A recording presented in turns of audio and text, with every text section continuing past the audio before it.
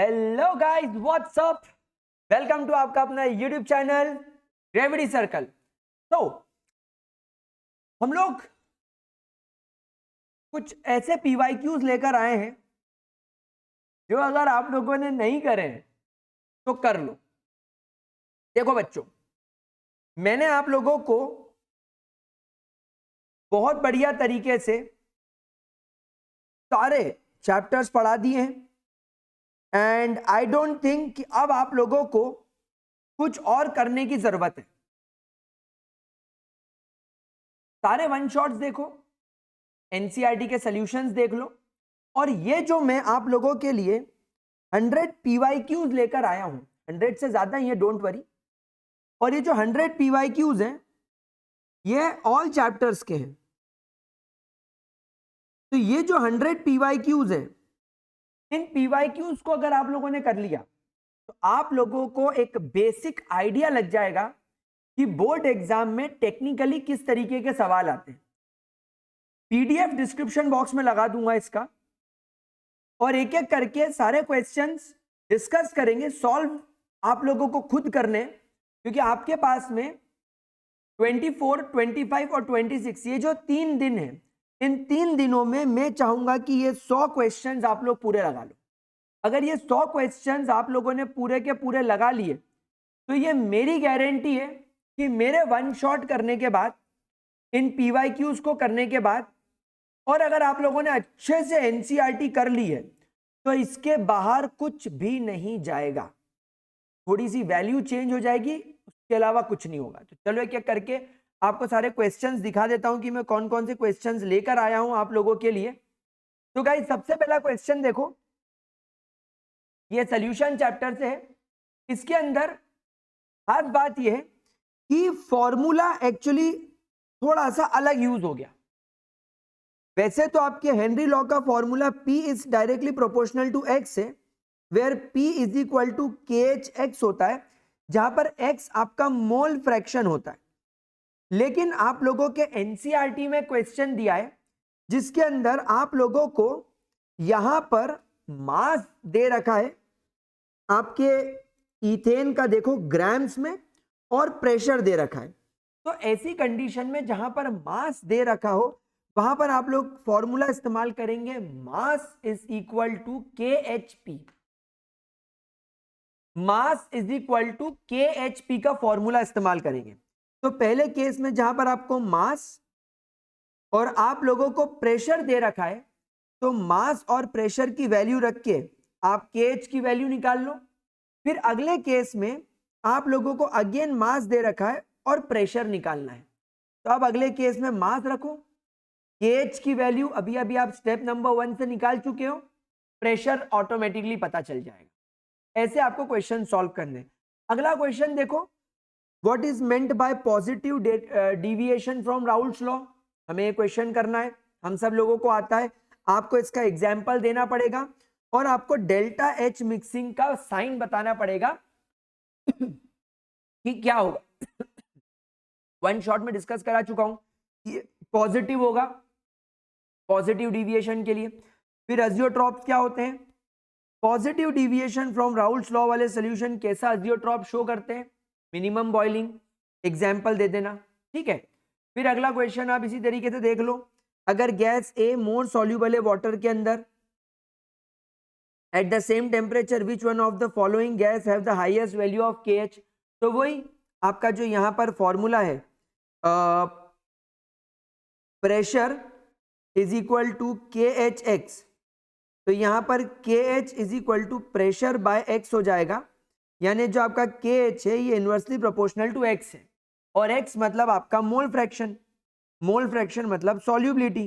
तो सॉल्युबिलिटी घटेगी तो KH का वैल्यू बढ़ेगा। तो अब आप देख लो, अगर गैस A ज्यादा सॉल्युबल है देन गैस B, अगर गैस B से गैस A ज्यादा सॉल्युबल है, इसका मतलब गैस A के KH की वैल्यू कम होगी। तरीके से आपको क्वेश्चन सॉल्व करना है। देन आप यहां पर देखो, नॉन आइडियल सॉल्यूशंस क्या होते हैं, अजियोट्रॉप क्या होता है, वही कुछ रिपीटेड टाइप के क्वेश्चंस आपको देखने को मिलेंगे। फिर 30 ग्राम यूरिया अगर आपको यहां पर दे रखा है, मोलर मास दे रखा है, इज डिसॉल्व्ड इन इतना वाटर, तो calculate the vapour pressure of the solution if pure water का दे रखा है। तो यहां पर आपका क्या हो गया, यहां पर आप लोगों को मिल गया, क्या मिल गया बच्चा पार्टी, यहां पर आपको relative lowering of vapour pressure के फॉर्मूले में डायरेक्ट वैल्यू पुटअप करके सॉल्व कर पाओगे। फिर आइडियल एंड नॉन आइडियल का आ गया, तो यहां पर relative lowering of vapour pressure का फॉर्मूला मैं आपके लगा लेता हूं, that is PS not minus PS upon PS not is equal to W2 upon M2 into M1 upon W1। यहां पर आप लोगों को क्वेश्चन में PS नॉट दे रखा है, ये देखो, फिर देखो आपको M2 दे रखा है, M1 दे रखा है आपको, यहां पर sorry this is M2, this is W2। यहां पर आप लोगों को वाटर यानी कि W1 दे रखा है, और वाटर का मोलर मास तो 18 हम सभी लोग जानते हैं, तो ये चारों वैल्यू दे रखी है, PS नॉट दे रखा है, केवल PS निकालना है, तो ये ऑटोमेटिकली निकल जाएगा। समझ गए, बहुत इजी है। फिर यहां वाले केस में 1 मोलर एक्वस सोल्यूशन दे रखा है, इसका is heated to its boiling point. Solution का बॉइलिंग पॉइंट ये है, आपको वेंट ऑफ फैक्टर निकालना है। तो क्योंकि यहां पर आप लोगों को एलिवेशन इन बॉइलिंग पॉइंट दे रखा है, तो delta TB is equal to I multiply by KB multiply by molality लगाना है। अब आप सभी लोग जानते हो कि वाटर का बॉइलिंग पॉइंट तो 100 डिग्री सेल्सियस होता है, और सोल्यूशन का दे रखा है आप लोगों को 100.18, तो therefore elevation in boiling point हो गया 0.18 डिग्री सेल्सियस, और आप इसको डायरेक्टली 0.18 केल्विन भी लिख सकते हो। बस वो वैल्यू यहां पुट करी, KB की वैल्यू दे रखी है यहां पुट करी, मोलालिटी दे रखी है 1, यहां पुट किया, ऑटोमेटिकली I की वैल्यू निकल गई, है ना। अब यहां वाले केस में सिंपल सी बात है, I की वैल्यू जिसकी ज्यादा होगी डेल्टा TF उसका ज्यादा होगा, और I की वैल्यू डिपेंड करेगी कि कितने नंबर ऑफ आयंस यहां पर डिसोसिएट हो रहे हैं, हम लोग सब जानते ही हैं। तो यहां पर आप देखो क्लियरली K4 K3 FeCN6 में 3 पोटेशियम निकलेंगे और FeCN6 नेगेटिव निकलेगा, तो यहां पर I की वैल्यू 4 हो गई।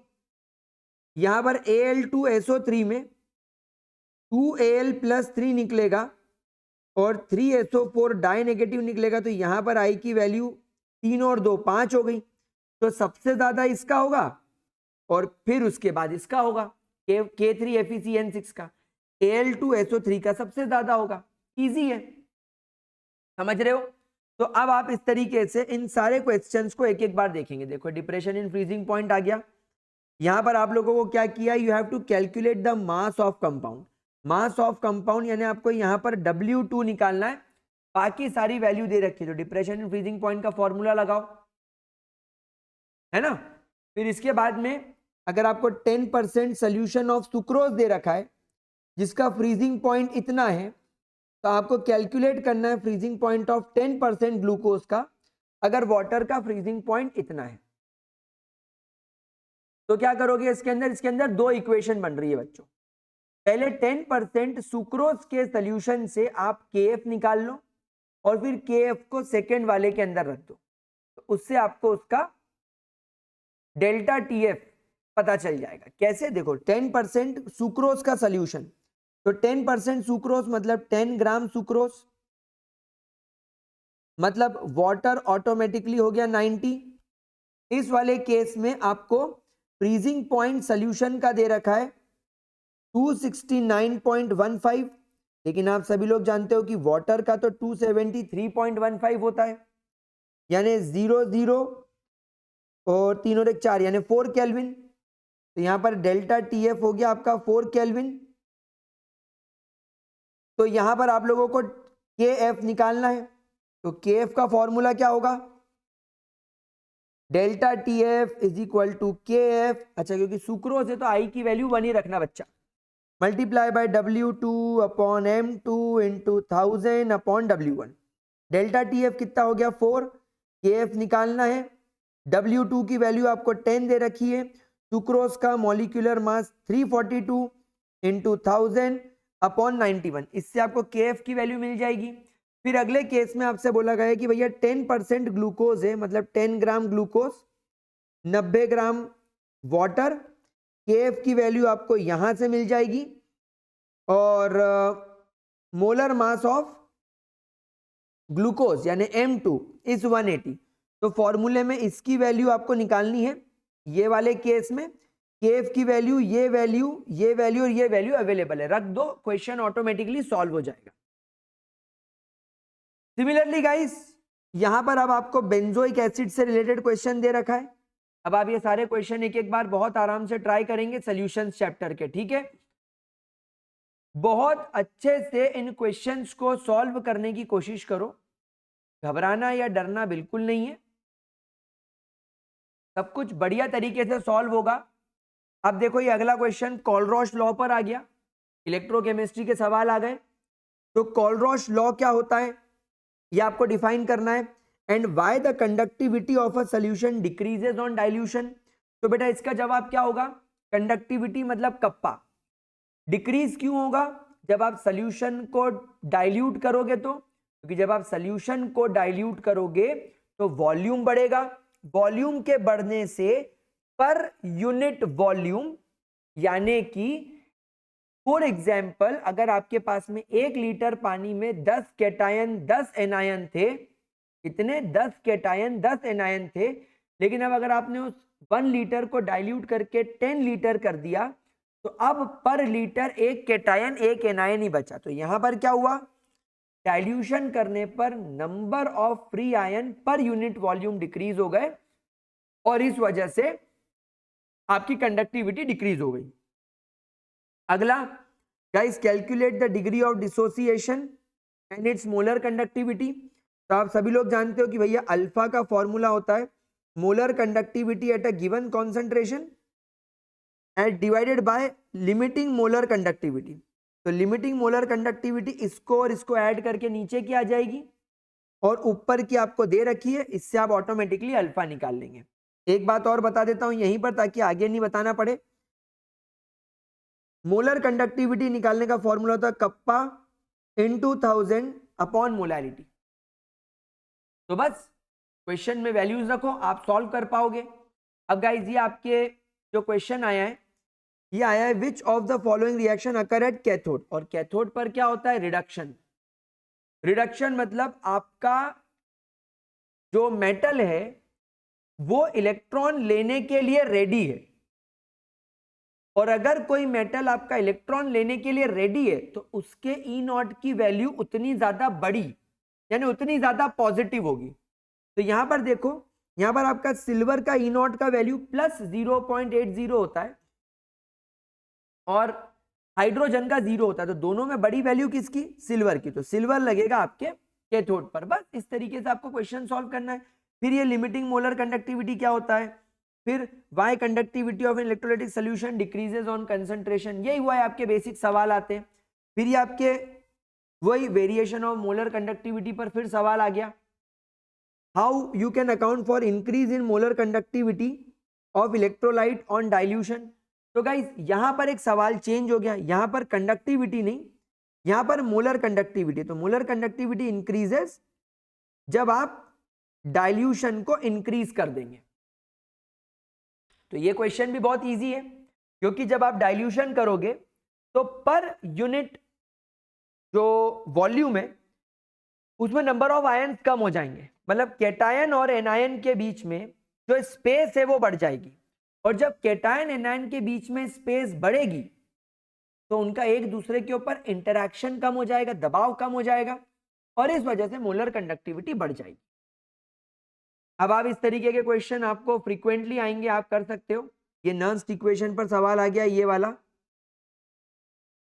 नर्न्स्ट इक्वेशन आप सभी लोगों को लगाना आती है। आपको यहाँ पर ई नॉट की वैल्यू दे रखी है, ईएमएफ आपको निकालना है, तो 0 E naught plus 0.059 1 upon n multiply by log base 10 product का कॉन्सेंट्रेशन डिवाइडेड बाय रिएक्टेंट का कॉन्सेंट्रेशन। तो इलेक्ट्रोकेमिस्ट्री के सारे क्वेश्चंस बनाओ। फिर केमिकल काइनेटिक्स आ गया, ये देखो इसकी रेट लॉ इक्वेशन आपको प्रेडिक्ट करनी है, नहीं रेट लॉ इक्वेशन आपको दे रखी है, ऑर्डर बताना है, तो हाफ प्लस 2। फिर अगला क्वेश्चन है, आपको के की वैल्यू दे रखी है, ऑर्डर निकालना है। इसकी यूनिट देख के आप ऑर्डर निकाल सकते हो पर सेकेंड, यानी कि फर्स्ट ऑर्डर होगा। ऑर्डर एंड मॉलिक्यूलरिटी में दो डिफरेंस आपको लिखने हैं। ये ग्राफ को देख के पहचानना है कि इसका ऑर्डर क्या है। तो यहाँ पर क्लियरली है LNR और यहाँ पर ये आपका इंटरसेप्शन पॉइंट है। तो ये जीरो ऑर्डर तो नहीं दिख रहा है, आप इसको अब देख के पहचानो। ये सब अपन डिस्कस कर चुके हैं। ये क्वेश्चन बहुत फ्रीक्वेंटली आते हैं आपके फर्स्ट ऑर्डर रिएक्शन के ऊपर कि जब 20 मिनट हो गए तो रिएक्शन 25% कंप्लीट हो गई। तो इसमें अपने को निकालना है टाइम इज इक्वल टू 2 नहीं, यहाँ पर अपन पहले वाले केस में निकालेंगे के 2.303 upon time log base 10, initial concentration 100 माना और रिएक्शन क्योंकि 25% कंप्लीट हो गई है तो अभी 75% बची है।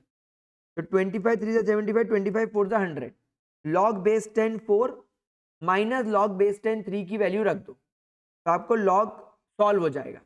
फिर जब यहाँ से के की वैल्यू मिल जाएगी तो अब टाइम निकालना है। तो 2.303 अपॉन के, जो यहाँ से वैल्यू मिलेगी वो यहाँ रख दी, लॉग बेस 10, इनिशियल कॉन्सेंट्रेशन 100 और फाइनल अब रिएक्शन क्योंकि 25% ही बची है, मतलब 75% कंप्लीट हो गई है, मतलब अब कॉन्सेंट्रेशन 25 बचा 4, तो लॉग बेस 10 4 की वैल्यू रखो, सॉल्व हो जाएगा।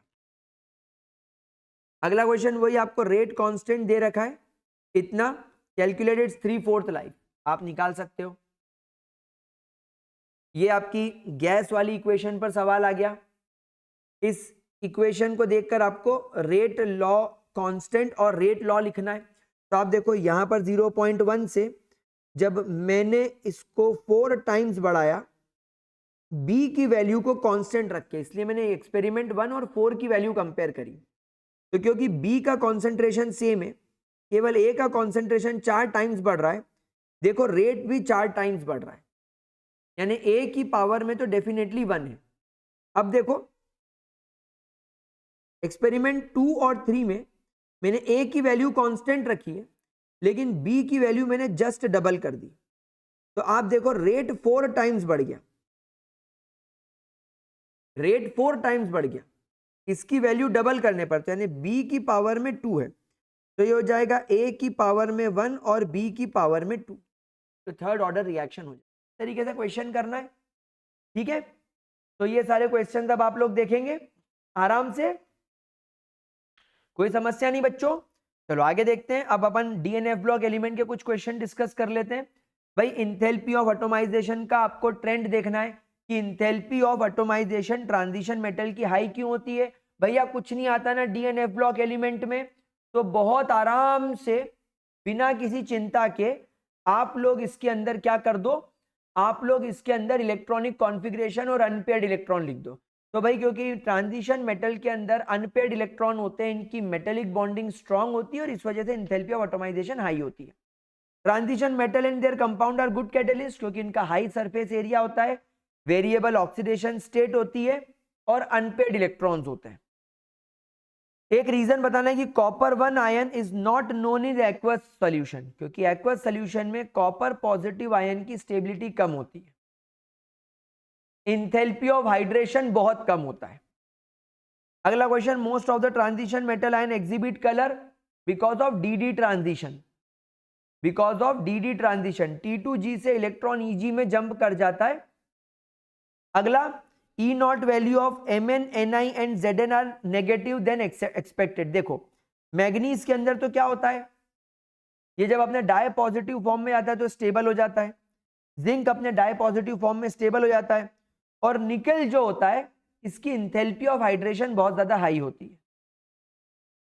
क्यों पैरामैग्नेटिक होते हैं, अनपेयर्ड इलेक्ट्रॉन की वजह से। वेरिएबल ऑक्सीडेशन स्टेट क्यों शो करते हैं, क्योंकि इलेक्ट्रॉन इनके NS के साथ साथ N-1d में जो होता है वो दोनों ही ऑर्बिटल के इलेक्ट्रॉन्स बॉन्डिंग में पार्टिसिपेट करते हैं। अगला आप देखो ये आयंस जो हैं इनमें से सबसे ज्यादा स्टेबल एक्वस फॉर्म में कौन होगा, इनके इलेक्ट्रॉनिक कॉन्फ़िगरेशन या इनके E नॉट की वैल्यू से अपन डिसाइड करेंगे। सबसे ज्यादा स्ट्रॉन्गेस्ट ऑक्सीडाइजिंग एजेंट कौन होगा, इलेक्ट्रॉनिक कॉन्फ़िगरेशन से डिसाइड हो जाएगा। भाई जो अपने प्लस, जैसे फॉर एग्जांपल चलो क्रोमियम का एग्जांपल लेते हैं, तो क्रोमियम +3 का इलेक्ट्रॉनिक कॉन्फ़िगरेशन क्या होगा? तो देखो, हम सब लोग जानते हैं कि क्रोमियम के 4s में एक इलेक्ट्रॉन होता है।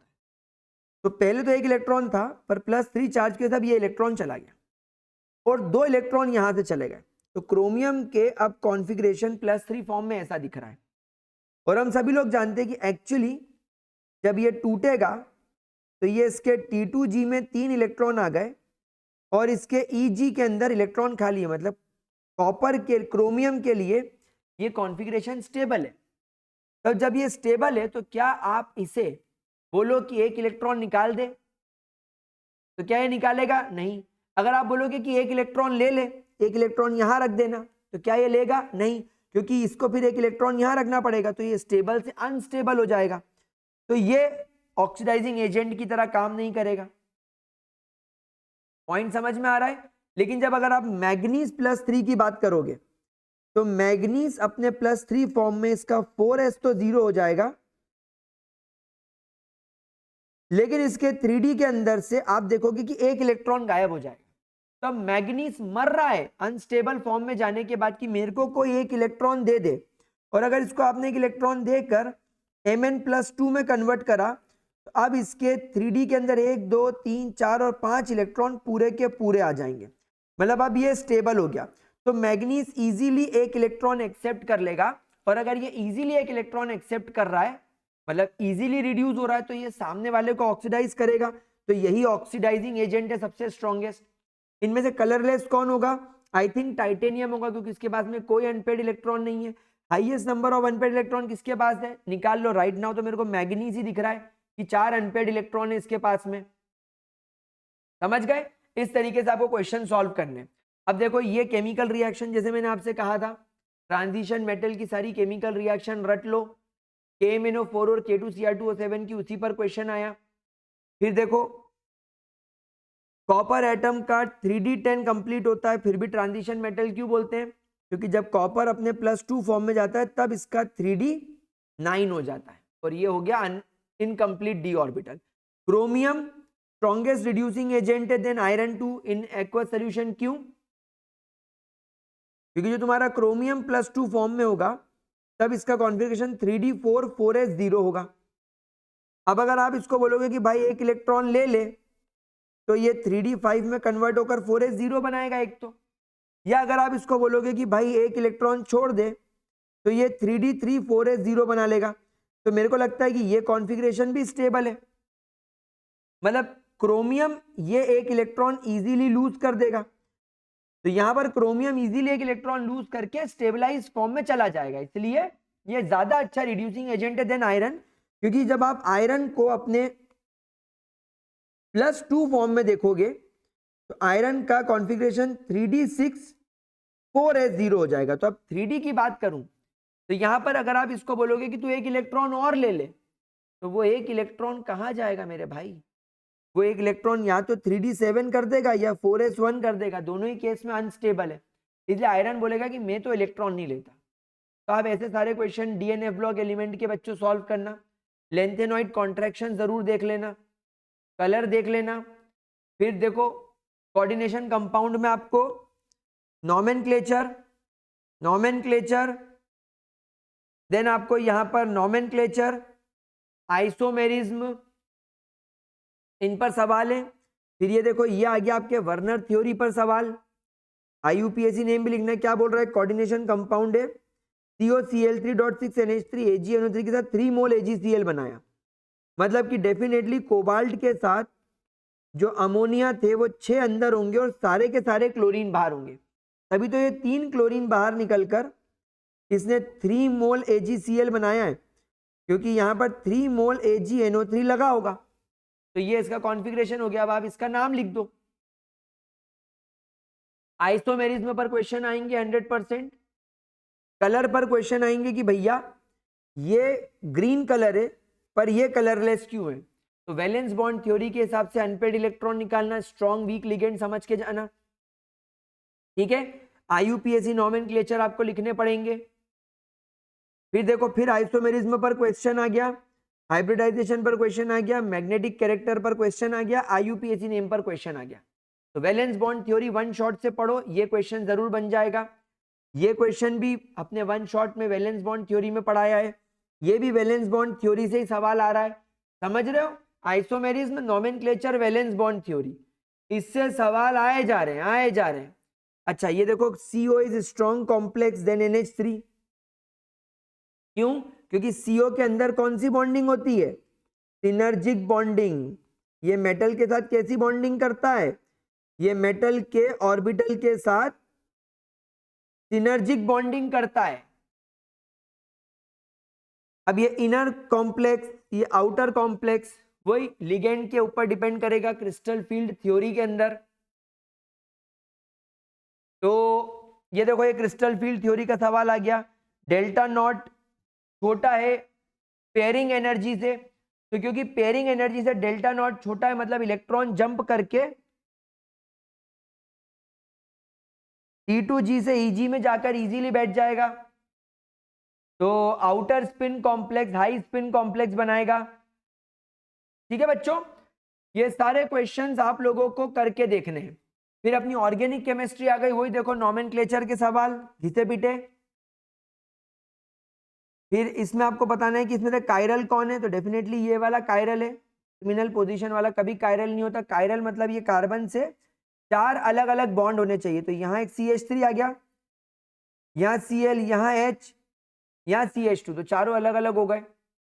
फिर इसमें से कौन SN1 ज्यादा इजीली शो करेगा, वही प्राइमरी सेकेंडरी टर्शरी वाला कंपाउंड, ये देखो। तो गाइस ये सारे क्वेश्चंस देखो, एक एक करके आराम से इजीली इनको लगाने की कोशिश करो, ठीक है। आई होप आप सभी लोग ये क्वेश्चन कर पाओगे। जैसे ये क्वेश्चन देखो, can methyl bromide be preferentially converted to methyl isocyanide? Methyl bromide है, मिथाइल ब्रोमाइड बोले तो